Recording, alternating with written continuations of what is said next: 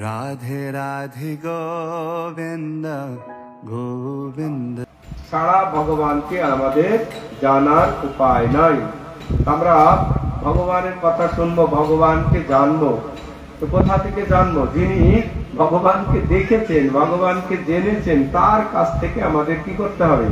ভগবানের কথা শ্রবণ করতে হবে। আর এই ভগবানের কথা শুদ্ধ ভক্তদের কাছ থেকে শ্রবণ করলে না আমাদের হৃদয়টাও শুদ্ধ হবে। হৃদয় শুদ্ধ না হলে, শুদ্ধ সত্যে আছে ভগবান, সেই ভগবানকে আমরা দর্শন করতে পারবো না বা তার কথা আমরা বুঝতেও পারবো না। তো তাই আমাদের সবসময় চিন্তা করতে হবে আমরা কিভাবে ভগবানের কথা শ্রবণ করতে পারি। তো ভগবানের কথা শ্রবণ করলেই কি হবে না, আমাদের মঙ্গল হবে যে কোনো ভাবে। শ্রীমদ্ ভাগবতমে গোপীরা যখন ভগবান শ্রীকৃষ্ণ অন্তর ধ্যান হয়েছে রাসলীলায়, ভগবানের বিরহে কাতর হয়ে পড়েছেন। তারা ভগবান ছেড়ে চলে গিয়েছেন, তারা ভগবানকে অন্বেষণ করছেন। তো ভগবানের কথা যদি না শুনবে তো তাদের জীবন বৃথা। তো তাই তারা গোপীরা তাদের গানে বলছেন, তব কথামৃত তপ্ত জীবন কবিবিড়িতা কলমশাপহম শ্রবণ মঙ্গলম শ্রীমদসতম ভূমি ঘিন্নন্তি তে ভূরিদা জনা তব কথামৃত। তো ভগবানের কথা হচ্ছে অমৃত। আমরা যে কোনো ভাবেই শ্রবণ করবো অমৃত, যে কোনো ভাবে পান করলে অমৃতের কাজ অমৃত করবে। করবে কিনা? বিষ আমি জেনে খাই না জেনে খাই, কিসের কাজ বিষ করবে? অমৃত আমরা জেনে খাই না জেনে খাই। তো সেজন্য শাস্ত্রে বর্ণনা করছেন, না জানিয়া করে যদি ঔষধ ভক্ষণ, তবু তার রোগ যেন হয় নিবারণ। বস্তু শক্তি কার্যের অপেক্ষা না করে, জপিলেই কৃষ্ণ নাম ঈশ্বর কৃপা করে। তো ওষুধ আমরা জেনে খাই না জেনে খাই, ওষুধের কাজ ওষুধ করবে, এটা বিশ্বাসের কোনো প্রয়োজন নেই। তো তাই না জেনে যদি ওষুধ খায় তবু তার রোগ ভালো হবে। বস্তু শক্তি কার্যের অপেক্ষা না করে, বস্তুর একটা শক্তি আছে, তেমনি হরিনাম জপিলেই হরিনাম, হরিনাম আমরা জপ করলেই ভগবান আমাদের কৃপা করবেন। এই ভগবানের যারা নাম প্রচার করে তারা সব থেকে বড় দাতা শিরোমণি। তাই বললেন কি, তব কথামৃতম তপ্ত জীবনম। আমাদের এই জীবনটা তপ্ত, এই রোদের আর কি তাপ, এই সংসারের যে তাপ আছে, কি সংসারের তাপ, যারা সংসার করেছে তারা বুঝতে পারছে না।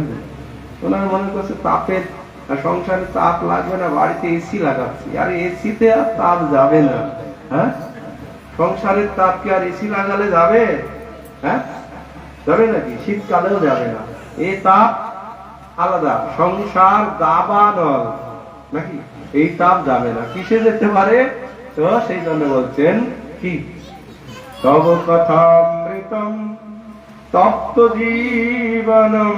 তো এই তপ্ত জীবন একমাত্র ভগবানের কথাতেই কি শীতল হতে পারে।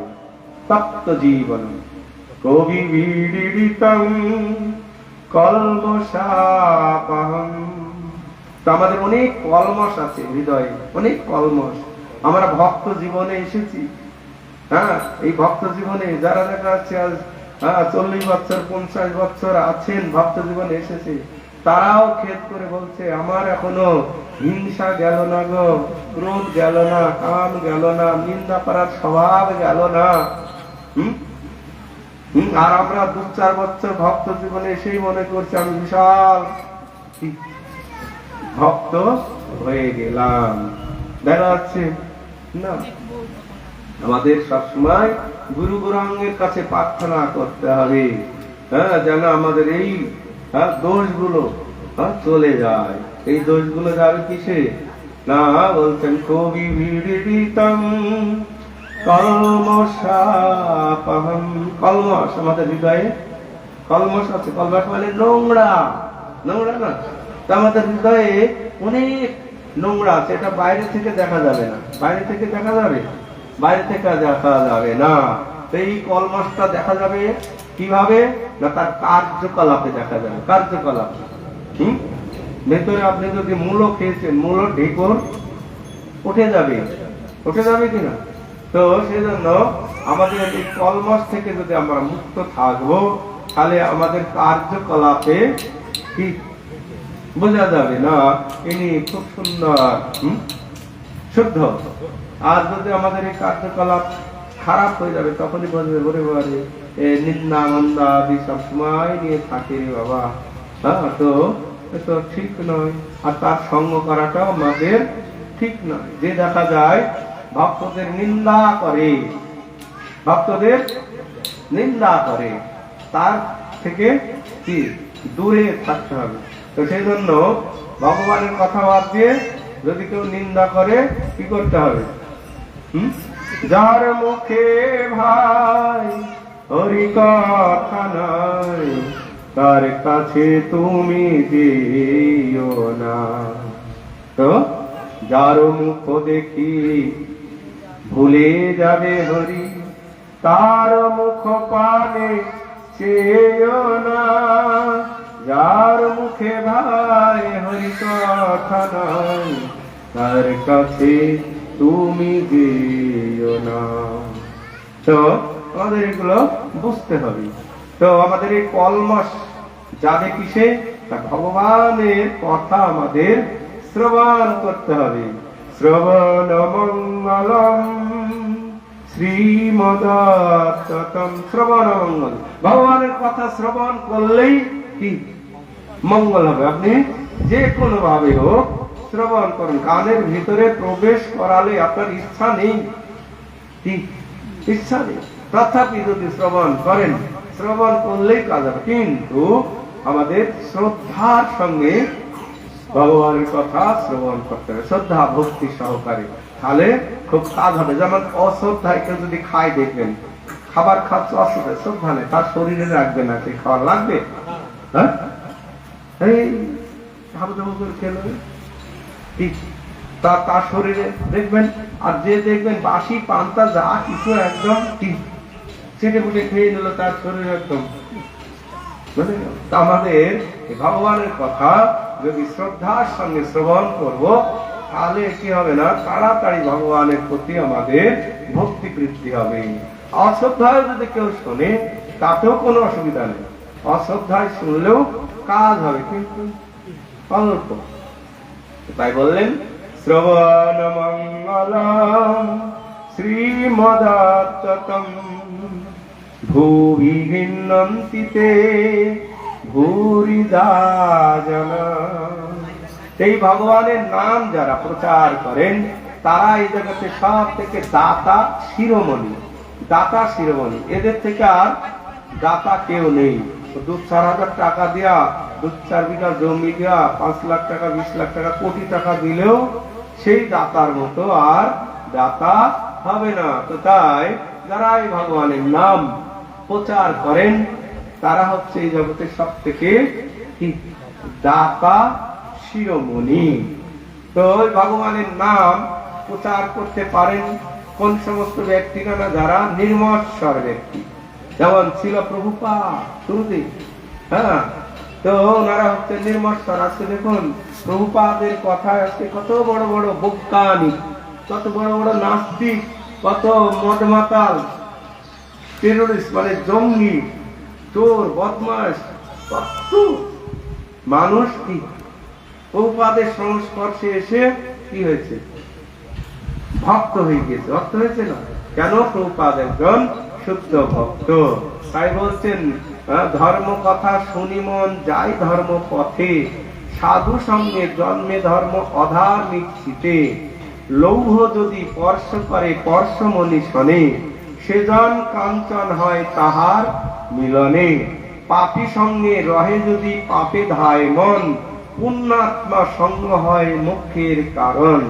ইহা জানি পাপী সঙ্গ ছাড়ো ঋণান্তর, নইলে তোমার আধ্যাত্মিক জীবন হবে দেশান্তর, চলে যাবে, হৃদয় থেকে ভক্তি চলে যাবে। তো আমাদের সাধু সঙ্গে ভগবানের কথা শ্রবণ করতে হবে। লোহ যদি স্পর্শ করে স্পর্শমণি শোনে, তো অনেক ভক্তের ভেতরে শক্তি আছে, যার যেমন শক্তি সে সেরকম ভাবে কি মানুষকে কৃপা করেন।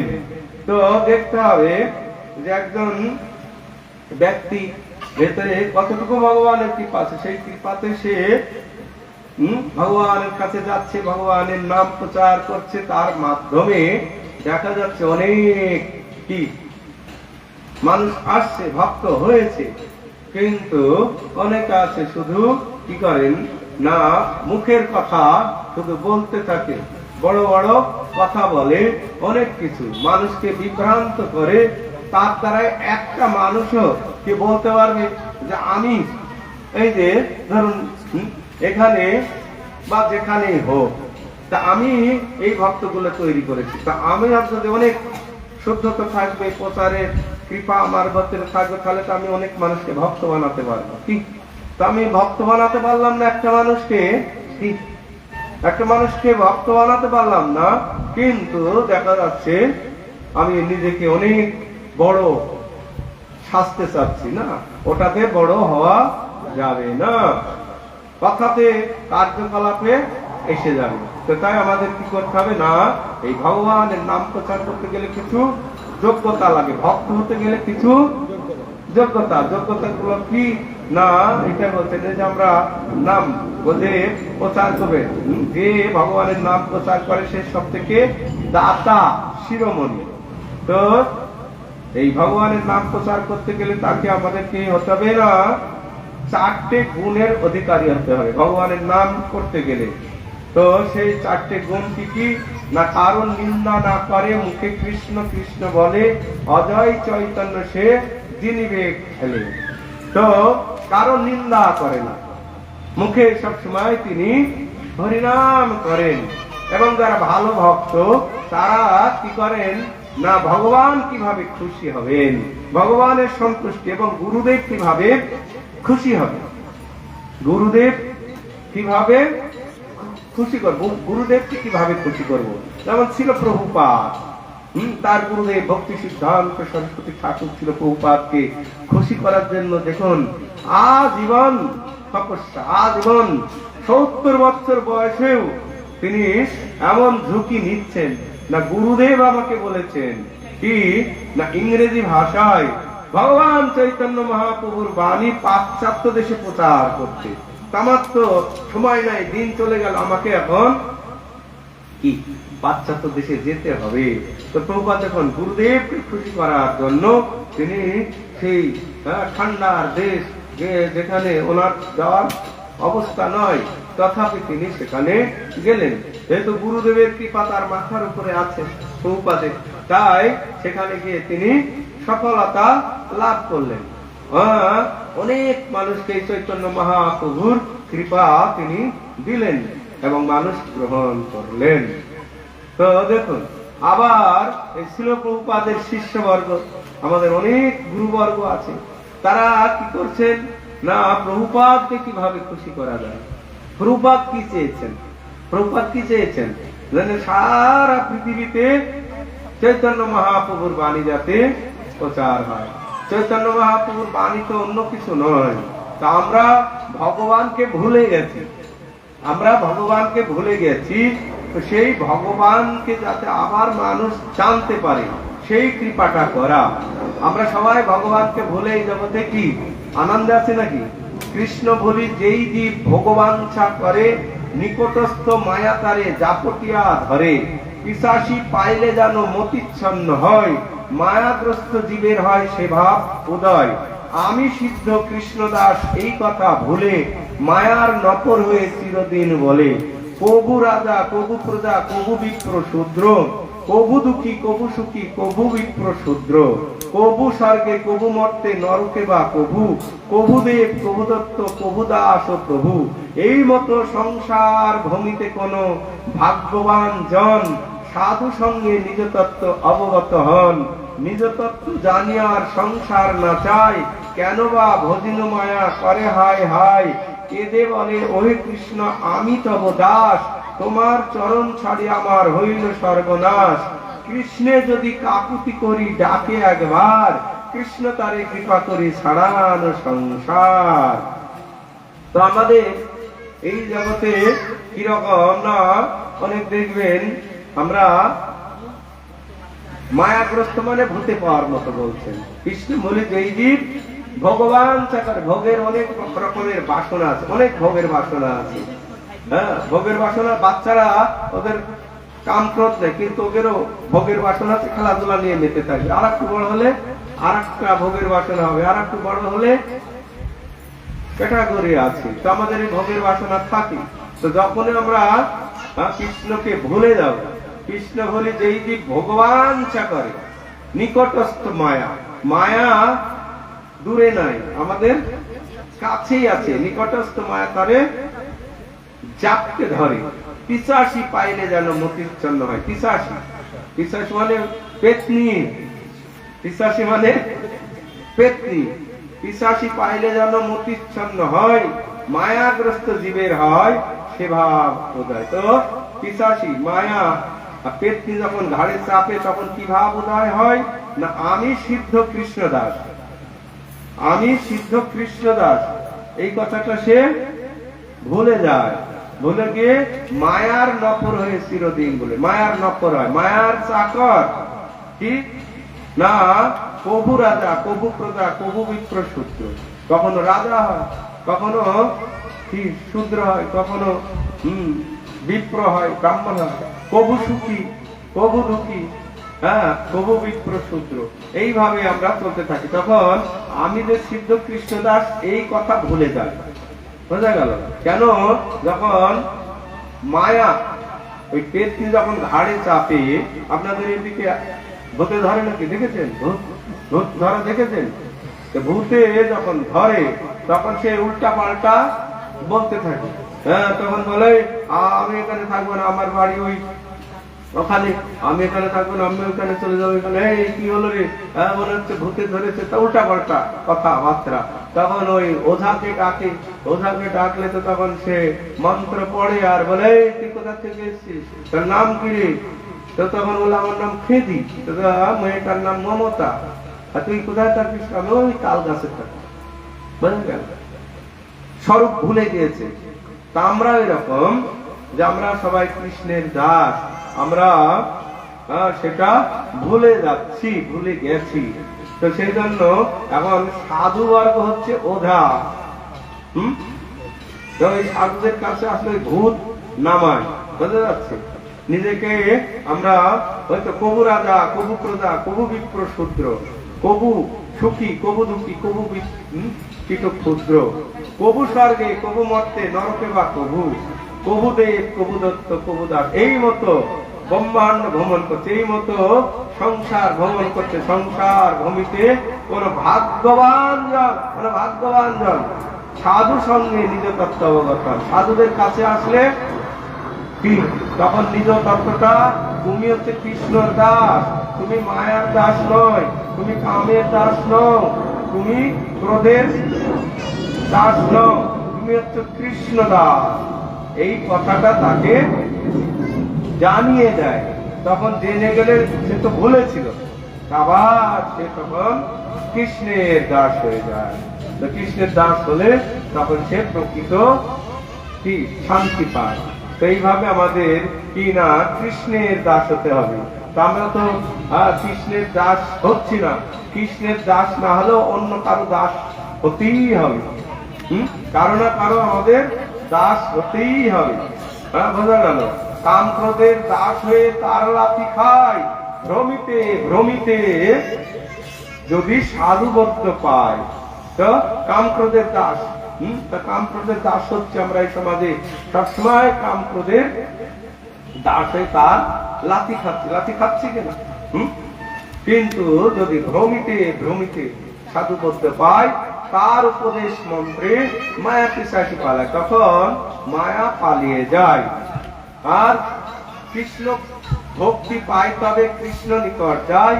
কৃষ্ণ ভক্তি তখন পায়, কৃষ্ণ নিকট যায়।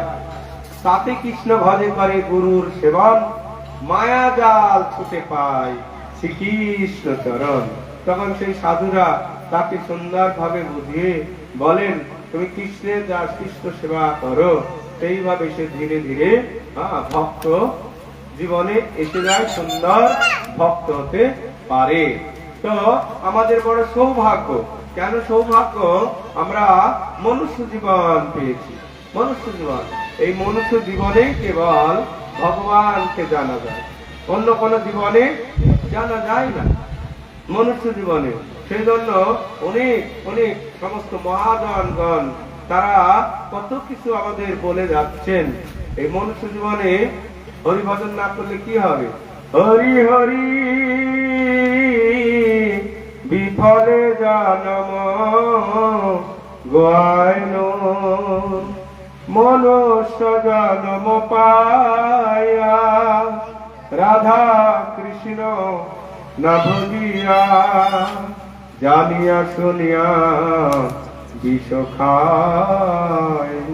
তো হরি হরি বিফলে জন্ম গেল। তো আমাদের এই জীবনটা দেখুন কত সময় চলে গেছে, ছোটবেলা থেকে জন্মের থেকে কত সময় চলে গেছে। তো আমাদের বিফলে গিয়েছে সময়গুলো, যেয়েছে না।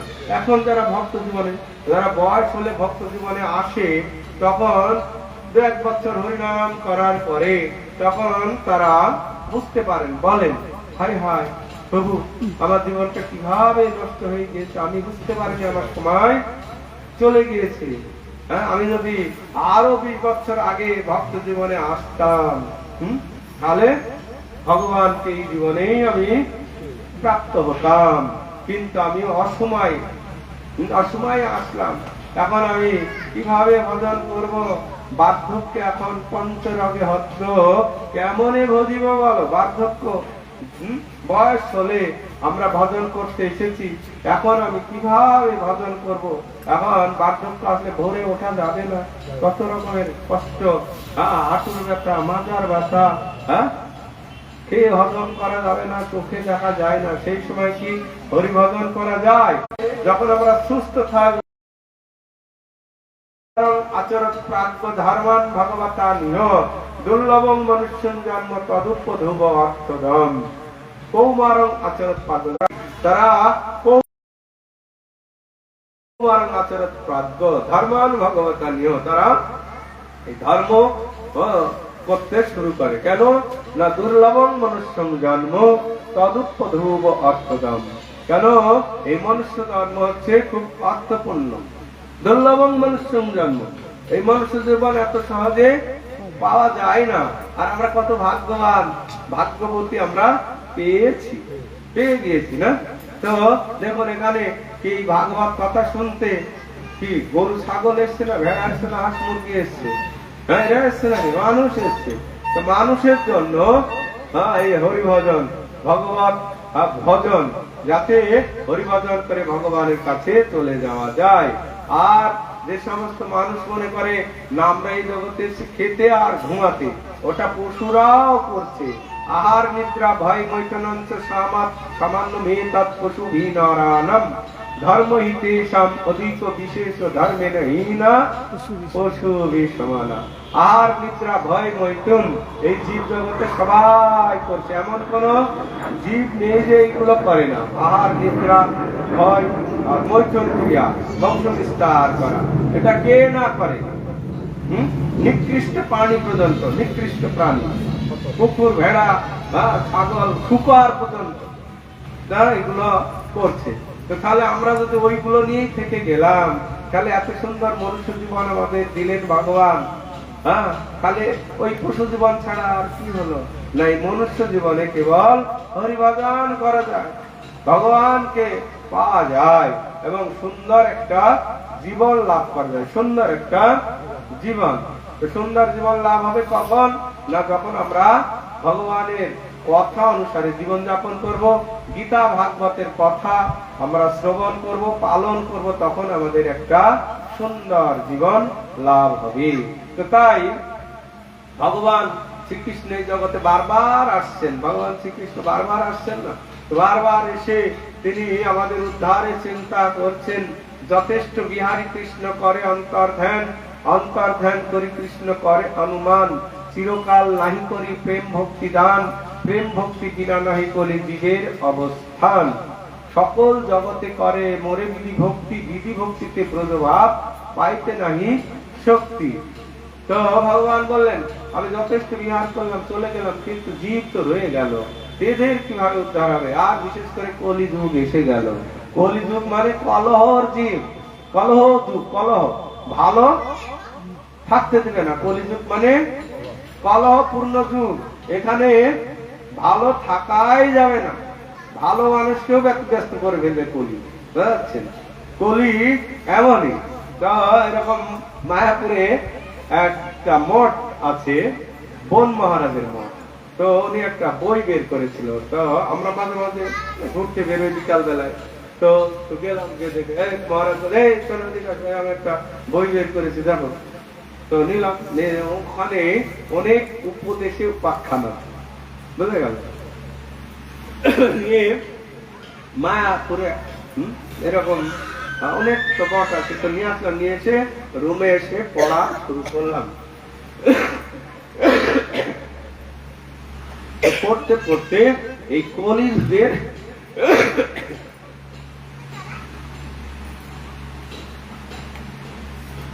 কলিযুগের কথা বললেন, কলিযুগে কেমন হবে, কি অবস্থা দাঁড়াবে। তো কলিযুগের অবস্থা বর্ণনা করতে গিয়ে তিনি একটা উপাখ্যান তুলছেন। একটা সাধু ছিল একটা গ্রামে। তো সেই সাধুটি খুব ভালো, সরল, বোঝা যাচ্ছে।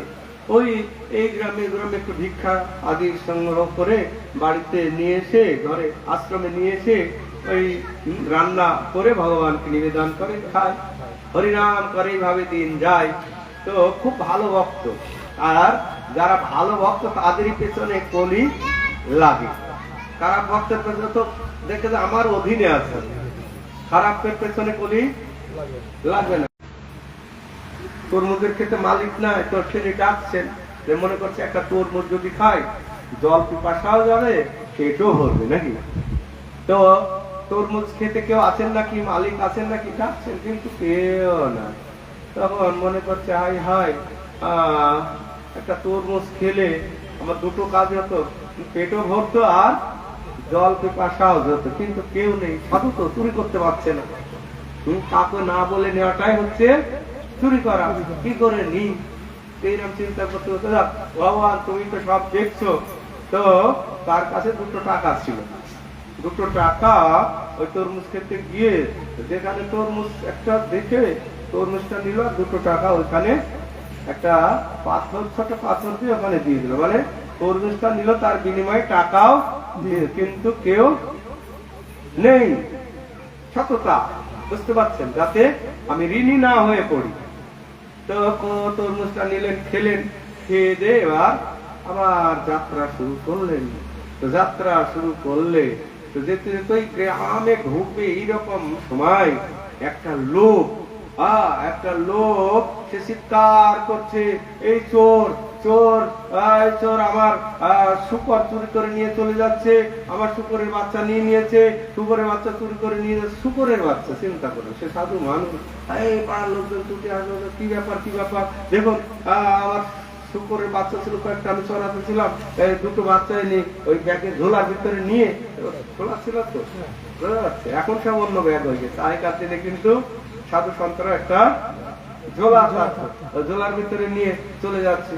সে সাধু বলছে, আরে বাবা, আর তোমার আমি শূকরের বাচ্চা কিছু জন্য নিতে যাবো, আমি কি শূকর খাই নাকি শূকরের বাচ্চা আছে আমার, ওগুলো আমি পালন করি না। আপনি নিলেন শূকরের বাচ্চা, ধরে নেবেন, আমি দেখলাম নিয়ে যাচ্ছেন। তো পাড়ার লোকজনে বলছে, আরে না না, আমরা চিনি জানি, উনি কেন শূকর নিতে যাবেন। আর ওই লোক বলছে না, নিয়েছে, মানে কোথায় আছে, বলছে তো ঝোলার ভিতরে আছে। তো তখন লোকগুলো বলছে সত্য সত্য, তাহলে প্রমাণ হয়ে যাচ্ছে। প্রমাণ চাই, প্রমাণ ছাড়া তো আমরা কি কিছু মানতে চাই না, প্রমাণ চাই। তো অনেক মানুষ আছে মিথ্যা কথা বলে, যার কোনো প্রমাণ নেই, আর যদি প্রমাণ দিতে পারে তাহলে সেটা সত্য হবে। কিন্তু যারা মিথ্যুক আছে, নিন্দুক আছে, তারা ওইগুলোই শুধু করে বেড়ায়। তো সেই লোক বলছে না নিয়েছে, বলছে আমি কেন নিব? পাড়ার লোকজন বলছে না রে সাধু মানুষ, উনি কেন নিবে তোমার শুকর? না নিয়েছে, ব্যাগের ভিতরে আছে। এই তখন পাড়ার লোকজন, এই বাবা চেনে তো, ভালো লোক, ভালো ভক্ত তো, বাবা তোমার ব্যাগটা খুলে একটু দেখিয়ে দাও তো। যখন যেই ব্যাগটা খুললো, খোলার সঙ্গে সঙ্গে দুটো বাচ্চা একদম ছোট ছোট দৌড়াতে শুরু করলো। তখন সবাই তো আশ্চর্য হয়ে গেল যে আপনাকে তো এতদিন আমরা জানি সাধু, আজকে এরকম শুকর চুরি করে ফেললেন। আর ওই লোকটা তো সত্য কথাই বললো যে আপনি শুকর চুরি করেছেন। সেইভাবে তিনি তো আকাশ থেকে পড়ছে, হাই হাই এটা আমি কখন নিলাম আর কি হলো, ঢুকলো কি করে শুকরের বাচ্চা, আমি তো নিইনি। সেইরকম চিন্তা করে অপমান বোধ করলো। তো পাড়ার লোকজন জানছে সাধলাই ছেড়ে তো কথা বলে, মারবে অনেকে, অনেক রকমের লোক থাকে না, হ্যাঁ কেউ মারবে, কেউ বলছে না রে না রে বাবা, অত শুকরের বাচ্চা পেয়ে গেল, ওকে আর মেরো না। আর ওনাকে আমরা চিনি, এতদিন আমাদের গ্রামে আছে, না উনি অসৎ লোক নয়। তো ছেড়ে দিলেন, বাড়িতে গেলেন, খাওয়া দাওয়া আর করতে পারলেন না। হাই হাই এত অপমান, আমি চুরি করিনি, আর এইরকম ভাবে বাস্তবে দুটো শুকর বেরিয়ে গেল। হ্যাঁ এটা আমি কি করে আর মিথ্যা বলি না, এটা আমি করিনি।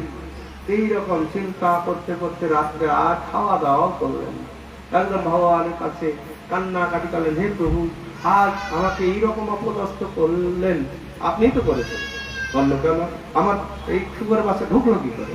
হে প্রভু এইরকম কেন আপনি আমাকে অপমান অপদস্থ করলেন? তো আমার আর এই জীবন দেখে আর কি লাভ? এই সাধু মানুষকে এত বড় অপমান, তা আমি মৃত্যুবরণ করবো, তাছাড়া আমার উপায় নাই। এবারে বলতে বলতে একটু বিছনায় শুয়ে চিন্তা করছে, এত বড় অপমান করতে করতে একটু নিদ্রা এসে গিয়েছে। সেই সময় কি না একদম কলি এসে গিয়েছে। কলিরা, সাধু তুমি তো ভালোই ঘুমাচ্ছ, আমার প্রণাম গ্রহণ করো। কলি এসে প্রণাম করছে, বোঝা যাচ্ছে কলি এসে কি করছে? প্রণাম করছে। আরে বাবা তুমি প্রকৃত পক্ষে সাধু, তুমি শুকর চুরি করনি, শুকরের বাচ্চা নাওনি। তো তখন বলছে তাহলে আমাকে শুকরের বাচ্চা ব্যাগে ঢুকলো কি করে? বলছে এটা আমার কাজ। কলি বলছে ওটা আমি করেছি। বলছে কেন তুমি এটা করলে? বলছে তুমি কলি যুগে বাস করে সত্য যুগের আচরণ করছো কেন? তুমি কলি যুগে বাস করে কি কলি যুগে বাস করে সত্য যুগের আচরণ করছো, তুমি সত্যতা দেখাচ্ছ, তা আমি কি করব? বলতে কেন ওই যে তুমি তরমুজ খেলে, তরমুজ খেয়ে আবার টাকা দিয়ে আসলে কেন? তরমুজ নিতে আর ওই তরমুজের গাছের গোড়াটা যদি কেটে দিয়ে আসতে তাহলে ঠিক ছিল, আর তুমি টাকা দিয়ে আসলে সত দেখাচ্ছ, তার জন্য তো তোমাকে এই অপদস্থ হতে হলো। বোঝা গেল?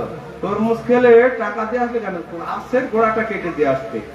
হ্যাঁ তুমি সততা দেখাতে গেলে তার জন্য তোমাকে এই অপদস্থ হতে হলো। তো তুমি বাবা অত দুঃখ পেও না, মরার চিন্তা করো না, আমি তোমাকে পরীক্ষা করলাম না, তুমি প্রকৃতই সাধু, তুমি প্রকৃতই সাধু, তোমাকে এই শিক্ষাটা দেওয়ার জন্য।